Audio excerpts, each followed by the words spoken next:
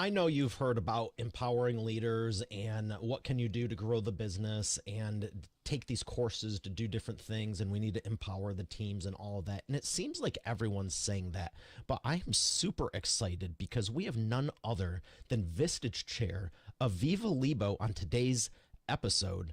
And we have someone who's actually credible working with the world's largest CEOs. And I want to dive in with her and figure out what is she doing differently, not just saying platitudinal things that sound good you might see on a flyer, but how are you actually making meaningful change in the lives of the biggest CEOs in the country? I'm going to bring her up right after we thank the sponsor, Aviva Leebow. You've heard me say every business needs a book, including yours. And it's true. And that's why you should visit freebusinessbookpublishingcourse.com today to learn the 7 steps to publish and promote your nonfiction lead and profit generating business book in 8 weeks. But you know what? Don't take my word for it. Here she is, ladies and gentlemen, Aviva Leebow. Aviva, how are you feeling today? I'm doing great. Thank you so much for having me today. Oh, it's my pleasure. You're one of the few people I wanted to have on because there's so many people that really truly do. I mean, it seems like everyone and their brother is an AI expert, a leadership coach. It's like everyone repeats the same thing as everyone else, but you actually have the credibility and you've been doing this for so long, chair for Vistage, and you actually work with the world's largest CEOs. I mean, tell us, what are you doing different with them versus most people are doing or what they think they should be doing? So I want to be upfront honest. We work with most small to mid-sized business leaders because that's where the economy really is driven by. So I would say we work probably with the most impactful CEOs, but not necessarily the largest businesses. Okay, well, I still feel like there's a lot of people who I've I don't know about you, but I've noticed in business there's a lot of people who inflate what they're doing just to look better, and it takes about 10 seconds to realize that like that's exactly what they're doing. So how do you differentiate and go, hey, this is a real legit business, we can help, that they are making an impact, they're not just there with fluff? Yeah, so for me, that's honestly why when I put materials out there or have my own podcast, things like that, it's all about real things and actions that people can take to do differently in their own leadership. We talk a lot about mindset. It's Mm. interesting, many leaders, I come from the business world. I was a CEO myself. And one of the things that I realized is mindset is what's holding most people back, not strategy. And strategy, where it's holding you back, it's because you're not collaborating. It's because your ego's getting in the way. And so Oh. by spending time diving into the real truths behind what makes a great leader and exposing them to other people who are doing the same things so that they're not lonely at the top and they're really sharing experiences, that's how you get to the bottom of it. It's about the experiences. It's not about fluff or talk or fancy words or titles. It's about shared experience. What are the best shared experiences you found in business? Honestly, the peer groups I lead. I love what I do when I coach one on one, but the true aha moments that change businesses and change leaders happen in the peer group environment. You watch someone come with an idea, an issue, a challenge, something that's on their mind, and they throw it out there with different people with different backgrounds and different experiences in the room who've experienced different things. And there's no longer reinventing the wheel. They're one, hearing they're not alone. Two, they're hearing lots of ideas and solutions that they may not have thought of. And by the way, they're also figuring out what the real issue is. Leaders tend to, as strategic as they are, not take the time to live in the strategic. They get too caught in the day to day. And so when they stop and pause and put themselves in a peer group environment, they actually slow down enough to get to Mm. the real issues. And that's what they're solving for. And it's something that you just can't do on your own.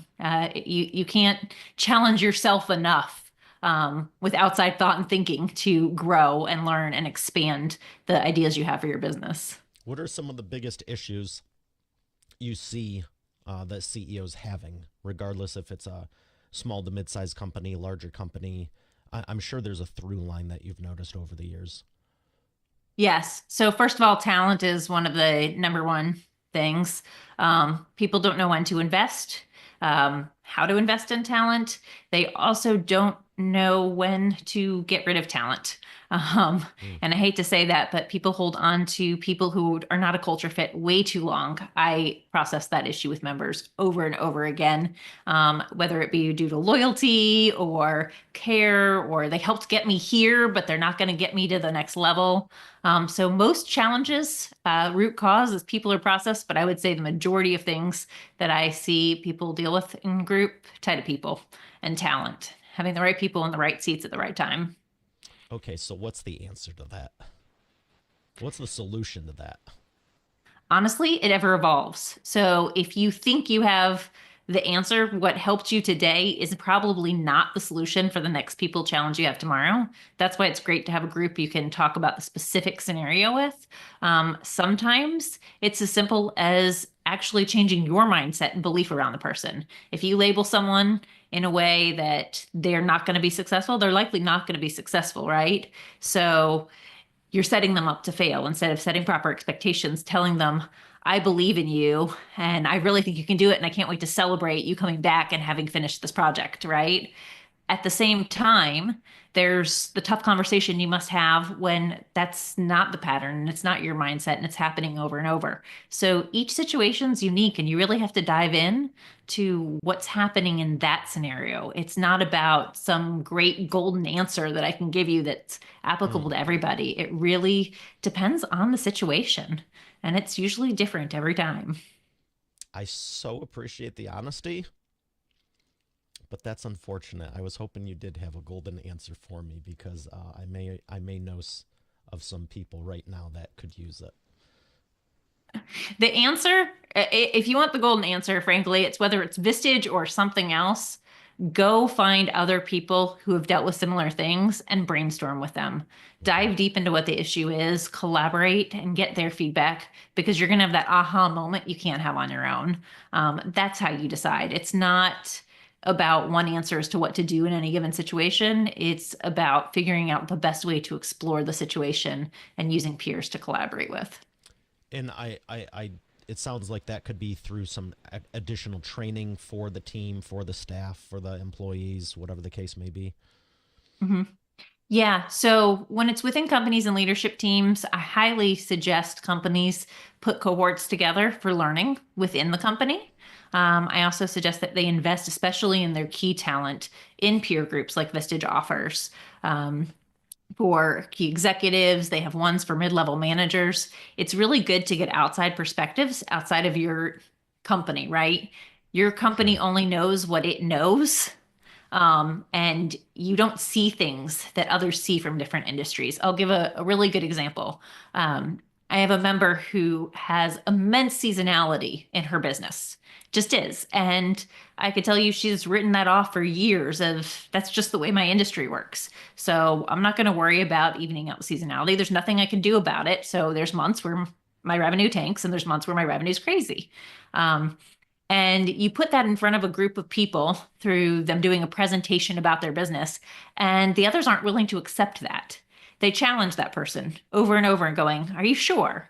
What about all these alternative things you could do? Maybe you could do something different with your workforce, or maybe there's a different segment you could go in. And just that conversation alone, I've seen it for one particular member who had that problem, no longer has seasonality in her business because she found alternate streams and ways to pivot.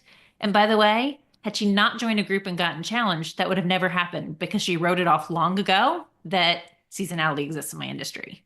So it takes people from different companies, different backgrounds, different industries to see things you just can't see on your own. The blind spots we all have. Yes, the blind spots. And you mentioned something earlier that I think is a good segue into it. You said the ego. How often does that screw up everything? I guess I should say. It does it a lot for leaders. I think, and it's a confidence thing, I think, actually, most of the time, right? You have to look like you're the best in the room, you're the smartest in the room. Um, if you can't check your ego at the door, by the way, you're not fit for one of my groups. I will gladly, first of all, there's an extensive interview process to get into one of my groups. And if you make it past that, and then I see you can't take feedback from others and your ego's still too big, I will ask you to leave. I hold true to what I tell people they should do with people in their company. If they're not a culture fit for what the company is about or what my group is about, then, they shouldn't be there. It Good for you. takes down the high performance level of everybody in the group. So ego is a hard one. And I hate to say it, but leaders with ego cap themselves and they cap their businesses. They will never grow past the point of their own knowledge and experience. Leaders that don't have ego can grow it way past their own knowledge and experience because they'll surround themselves with others who know way more things than they do. How can you tell the difference? So if I am talking to a leader in an interview and they can't tell me about the things they wish they had done different, if I ask them about bad decisions they made in the past 6 months and they're like, I really don't know of any, and they can't think off the top of their head of I don't five or make any six bad bad decisions decisions they ever. made, they got a big ego, right? So honestly, there's just a series of easy questions you can ask, and you can pretty quickly tell. Do most people? I would think you catch them at the door, but is it a small percentage that have gotten past the door and then you have to kick them out? Yeah. Unfortunately, I've learned my lesson on that a couple of times. Part of that probably comes from me believing in people a little bit more than, um, you know, wanting to see that they're coachable, really wanting to help them. You want the And I best see for them them. maybe teetering on the line, and I'm like, oh, I'm just going to try it this time, right? Um, you know, and I usually, sometimes I find out that they're actually very coachable. I have a great example of where someone was really not vulnerable at first. And through coaching, now is one of my most vulnerable members will go in and open up about anything, the deepest, hardest things that they're facing. And I have another example where I eventually had to let someone leave a group because frankly, they were the smartest person in the room and they never got past that. So, there's times where it's a toss up, right? And you have to make that call, and sometimes it's a good call and sometimes it's a bad call. And that's just natural in leadership. Every leader faces that, and sometimes they make the right decision and sometimes they don't. You, you remind me a lot of me. You want the best for everyone, don't you? I do. I do what I do because I want to impact people. I want to impact leaders. I want to impact businesses. I want to impact their employees. I want to impact their families. I want to make a big difference in the world somewhere in a story that I probably won't ever even know. Where's that passion come from? Um, if I look back, I think my desire to impact people honestly came from someone believing in me. Um, my parents, so I'm bipolar. Most people don't know that and don't openly talk about things like that. When I was younger, got written off, told I was never going to graduate college, wasn't Mm. ever going to do anything with my life by a psychiatrist, and had my parents, believe that and listened, I'd be living in their basement today. And instead, they were not going to listen to that and went and did everything they could to figure out how to help me. And instead, I graduated law school. I've been CEO of a business. I'm now leading and guiding businesses, right? So I think the fact that people in my life have believed in me along the way, when my imposter syndrome's kicked in, and it does, just like every other leader who's willing to admit it, that's gotten me past the line. And so I want to believe in others, help them shift their mindsets, get them unstuck and past whatever limiting beliefs are holding them back. Wow, good for them, and congratulations. So thank you. I, I I think we all have our stories. It's a matter of whether or not you're open to sharing them. And the more we share them, you never know who you're going to connect with or be able to help because of it. yeah, I think letting people know that they can rewrite it at any point in time too, whether you had a good upbringing, bad upbringing, it went good till your 20s, 30s, whatever. You can always rewrite it at any point in time.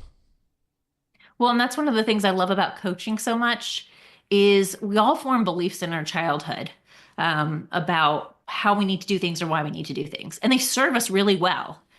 We act certain ways because we needed to survive or to thrive in the environments we grew up in. But those same beliefs don't necessarily get us where we're trying to go next. And at some point, we have to ask ourselves, do those still serve us? Does that mindset still serve me? Is it getting me where I want to go? And that's a lot of what comes out in coaching, actually.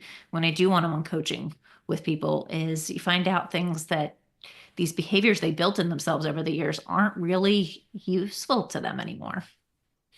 How long do most people have to do the coaching for? 3 months, 6 months, a year before they see meaningful results? When it comes to coaching and it's around like mindset belief, I would say it probably takes a couple months for people to get vulnerable enough. Again, these are people who realize pretty quickly how to check their ego. Otherwise, it could take years or never. Um, when you're looking at groups though and coming in, you can get value day one. And I think even from coaching, you can get value day one. There's always an aha moment. The aha moments can get bigger the more time you spend with people, right? The more I'm in a coaching relationship because I get to know you more intimately. I start seeing and peeling the layers of the onion back. Same with the groups. They get to know your businesses more and understand more about you as an individual. And they ask deeper questions. You get more vulnerable with them. And the aha moments get bigger and bigger. So I think you get aha moments day one, but people don't leave these groups. On average, I think Vistage members are members for 6, 7 years because you get so tight and the group becomes your advisory board because they get to know you so well. And they will ask you the questions no one else will be willing to ask you in life. Is there a limit to how long you can stay? Or you just find that most of them are staying 6, 7 years? Oh no, there's no limit. I have members. There's a group that I unfortunately took over from a chair who passed away. And there's members in that group that are 20-year members of Vistage, Oh, wow. several of them.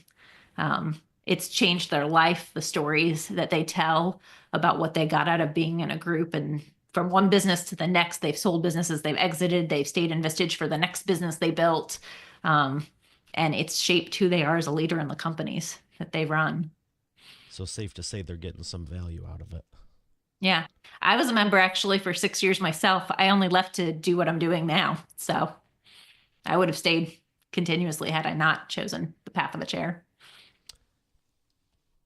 Let me ask you about your biggest success story. It sounds like you have a lot of them, but what would you say are the biggest success stories?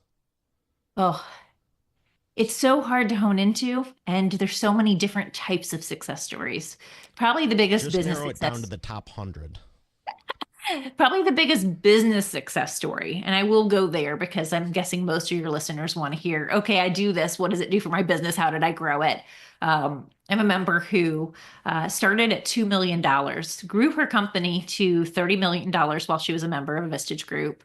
Um, but then had an opportunity. She was planning to exit within a couple of years, had an opportunity to buy a company to create value, make it bigger right Mm-hmm. before a sale and exit, and brought it to the group. It turns out that half the group had a lot of tough questions to ask her. There was a lot of challenge, and it really made her think long and hard about something that frankly she probably would have said, hey, this is a really great opportunity, and gone straight after it if it weren't for the group. Ended up slowing down the process, doing a lot of extra due diligence she wouldn't have done, realized it was a bad move, didn't do it. And it opened up the door actually for an even better opportunity to make one more different acquisition before the sale. And it added millions of dollars to her exit because of it. So, from a financial standpoint and a business growth standpoint, the impacts can be significant. I will give you one other story because it's on a very different spectrum. I had a member who had been a member of the group for several years, and he had cancer Mm. and was still building his business because business was who he was. Found out, and he was a fighter. He was never going to give in to this disease. Finally came to the realization that he only had a month or two left to live. And so he dove in with the group of how do I leave a lasting legacy? It wasn't about a bucket list of things he wanted to do. It was how do I make sure my business and my message and everything I've done in life lives on past me?